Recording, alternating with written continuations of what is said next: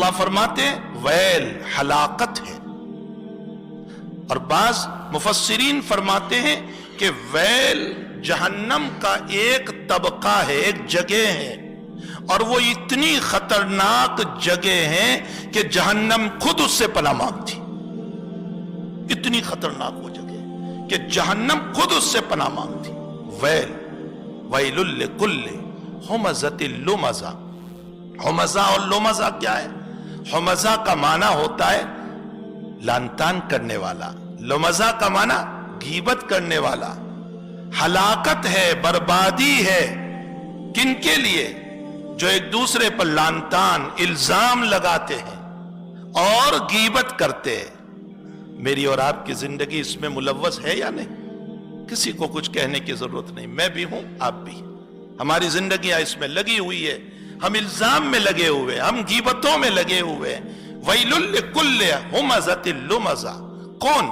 الذی جمع مالا وعددا، جنہوں نے مال جمع کیا اور اس کو گنتے رہے، یعنی مال پر پراؤد تھا، غرور تھا، اور اس پراؤد اور غرور کے ساتھ لوگوں کی غیبتوں میں مبتلا تھے، الزام میں مبتلا تھے۔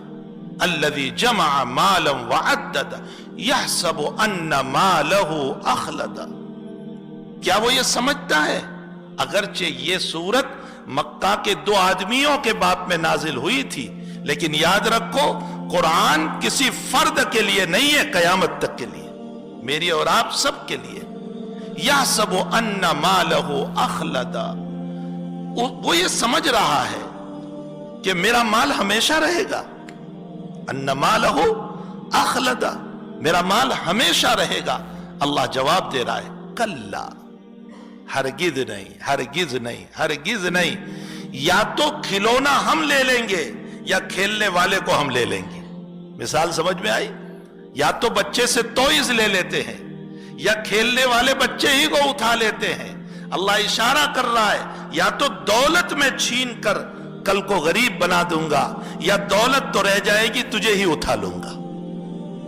یحسب ان مالہ اخلدا کلا، ہرگز نہیں۔ میں صرف ترجمہ کرتا ہوں، اب ہر آدمی اس صورت پر اپنے آپ کو فٹ کر لے۔ لَيُنبَذَنَّ فِي الْحُطَمَةِ، ہم ضرور اس کو داخل کریں گے۔ تاکید کا صیغہ اللہ نے استعمال کیا ہے، اور بہت سخت تاکید۔ لَيُنبَذَنَّ فِي الْحُطَمَةِ، حطمہ میں لے جائیں گے۔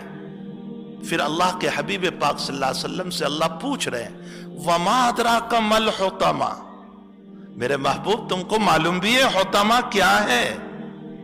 حطمہ کیا چیز ہے؟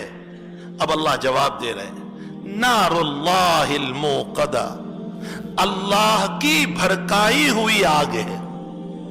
ایک تیری بھڑکائی ہوئی آگ ہے انسان، وہ تھوڑی دیر میں بجھ جائے گی، 1 دن 2 دن 10 دن 25 دن، اور ایک میری جلائی ہوئی آگ جو کبھی بجھے گی نہیں۔ نار اللہ، اس لیے اللہ نے اس آگ، اس فائر کی نسبت اپنی طرف کی۔ نار اللہ الموقدہ التی تطلع علی الافئدہ، یہ الزام لگانے والوں کے لیے، یہ غیبت کرنے والوں کے لیے یہ عذاب اللہ بیان کر رہا ہے۔ نار اللہ الموقدہ التی تطلع علی الافئدہ، یہ جہنم کی آگ کیسی ہوگی؟ حطمہ کی، باڈی کو جلاتی ہوئی تیرے قلب اور ہارٹ اور دل تک پہنچ جائے گی۔